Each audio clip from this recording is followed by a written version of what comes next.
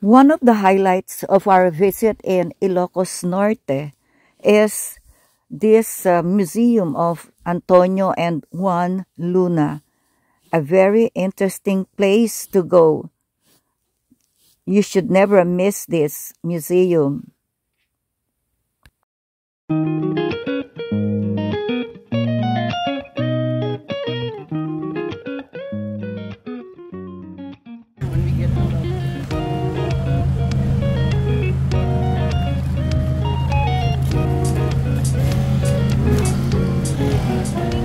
Morning.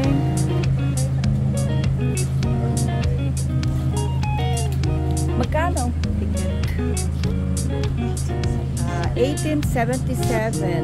You read it.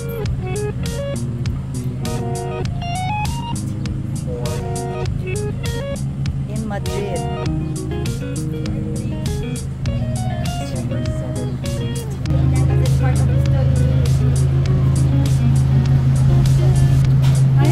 Hello, good morning. Yo soy de Pilipinas. Ma'am, kindly register. Sino po ang representative niyo? Voluntary donation.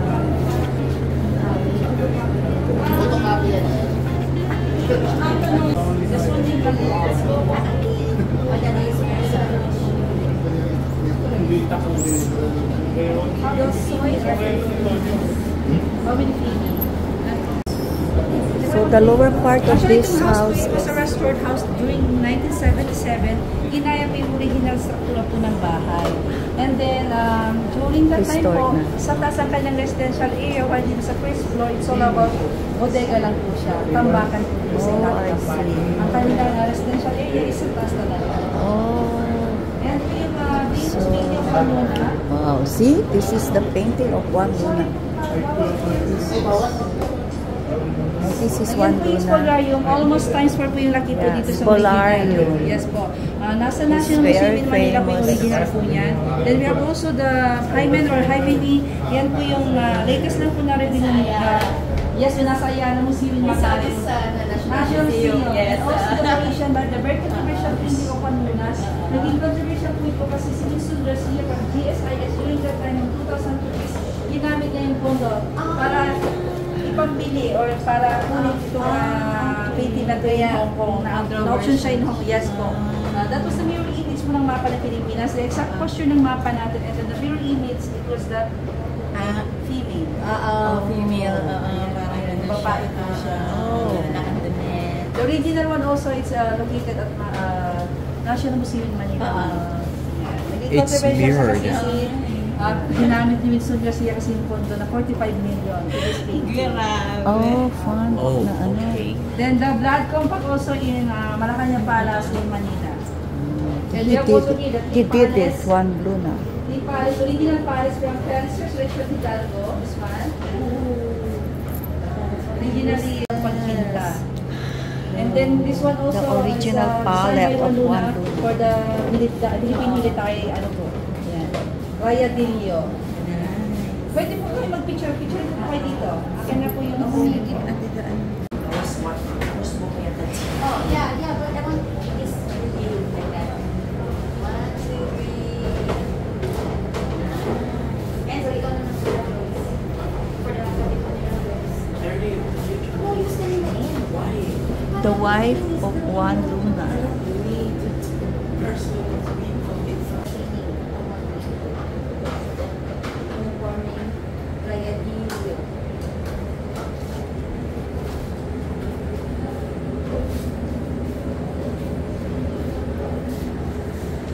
Dahil sa sobrang selos ni Juan sa kanyang asawa during that time, after the death of her child, ito pong si Maria Vivat kasi nagkasakit po.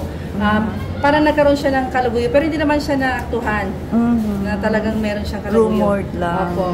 Ayan, ano. nabaril po niya ang kanyang asawa sa mga mother-in-law. This Nakulong is the din po siya. mother-in-law. Yes po. Nakulong din po siya pero napawalang din sa dinig kasi it was a crime of passion. Okay. So, Juan Luna ba to? Is that here? Si Jose Rizal. Yeah, I know. Ito si Juan Luna po. Wala siya sa picture Si dyan. Felix, ano po yan? Hidalgo. Hindi po, yung kapatid po ni Paz Pardo Tabela. Oh. But they don't look the same. Binondo, Manila. Ano na sila ngayon? Hindi sila nagstay Actually, dito. yung bahay po nila in Binondo, Manila, doon din po siya pinanganak na si General. Si Juan lang po talaga pinanganak sa bahay na Dito. to. Okay. After po nung nawalan po ng trabaho yung father niya as BIR tax collector during that time na assigned in Ilocos Region, doon na po sila nag-move in Binondo. Okay, sa Binondo na talaga sila. Taga Zambales talaga yung father niya and then yung mother is from Luna, La Union. Name after her mother po yung namakpakan po dati, Luna, La Union na po ngayon. Luna, La Union. Yes, mga Ilocano po talaga sila. So, mga umpin na pala kayo. So the direct descendants of Juan Luna are the Ongpins of Binondo, Manila. Oh, so they became like Chinese na. Yes po, may Chinese blood kasi yung father po niya. Ito po si Juan. Nagka-crime of passion. Kayo po, may Chinese blood po ba kayo? Yeah. Yung si Daddy. Oo, talaga, sasayin po kayo. So hindi pala ito Antonio Luna, ano? It's a local painter, one of the Torres. And the other one yung nasa taas naman po. Ako po may gumawa. Ayan po yung letter po ni Antonio Luna kay Concepcion Castillo bago siya namatay, na-assassinated ka ba na ito ang Resiha. Itong letter na to. Itong na to. Itong line na to is letter po ni Antonio Luna kay Concepcion Castillo bago siya namatay. Who's Concepcion Castillo? Rumored girlfriend din ni Antonio Luna and then best friend po niya. Nasulatan po niya bago siya namatay. June 2 yung letter and then the assassination it was June 5 na, 1899. Actually, we're celebrating the 125 years of their death anniversary of Juan and Antonio Luna kasi same year po silang namatay. June 5, 1899 si General and then si Juan is December 7, 1899 namatay po siya sa atake sa puso. Si General is assassination from Cabanatuan. Yeah, we watched the movie Yes, Antonio Luna. Luna. Siya ad Yes dito. po. Dinagdag na po siya. Mommy, look at this There we cane are. holder. It's so nice. Yeah. And then for the That's Sumo antique. status during Oh, that time. Antique yan. Kasi pag meron ka ganito, meron ka ng sakit. Pero nung unang panahon, Oh, may ano po sa parang status symbol lang. status. Ngayon, pag meron ka niyan, Arthritis ka. may arthritis ka na.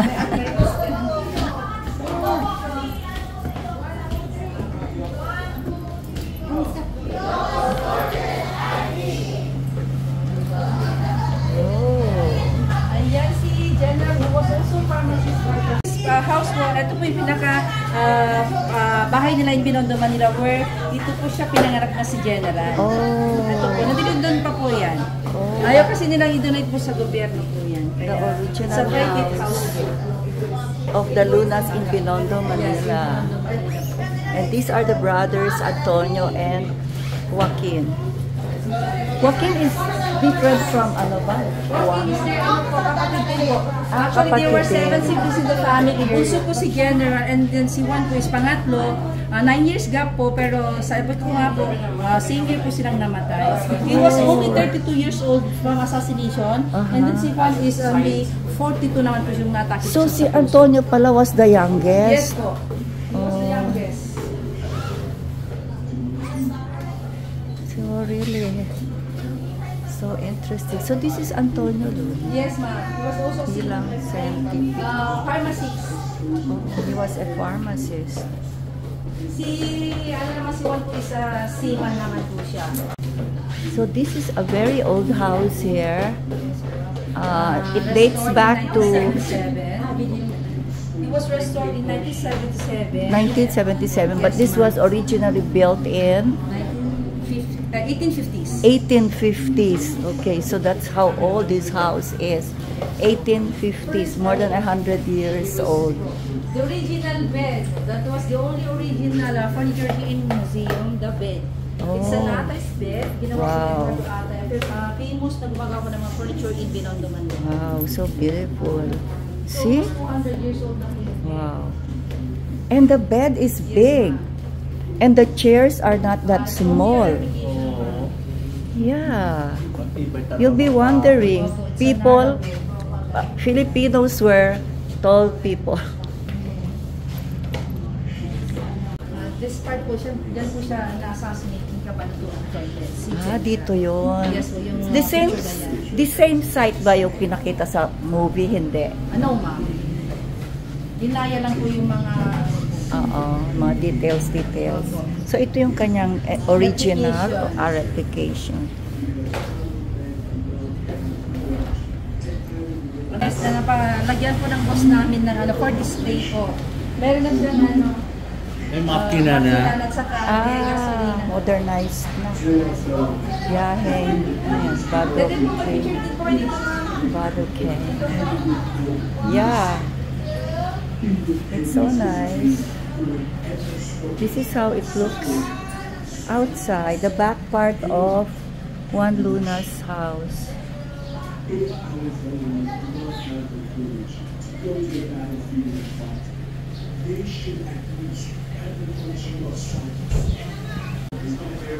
Ma'am, dito po mag-picture kayo dito.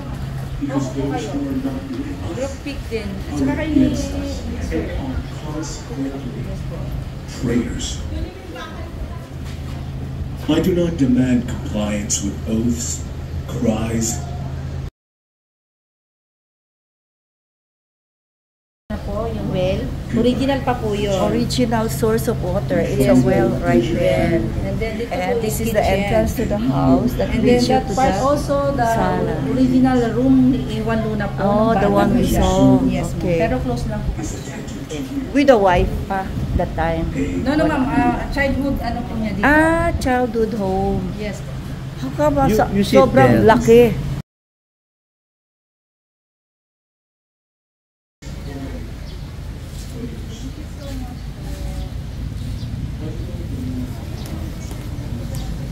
Enzo's birthday. Thank you so much po. Thank you. Thank you. Thank you for the Thank you info. po. Birthday, Thank 5 you. months. 5 months. Oh, from 5 now. months pa kasi, Yeah. no?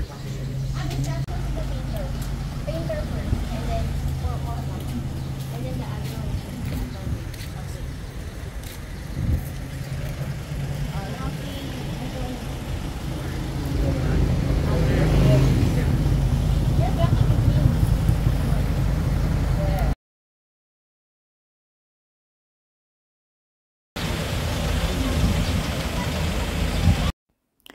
In just a short time, we learned a lot about the Luna brothers, Juan and Antonio Luna. Very interesting story. I will educate them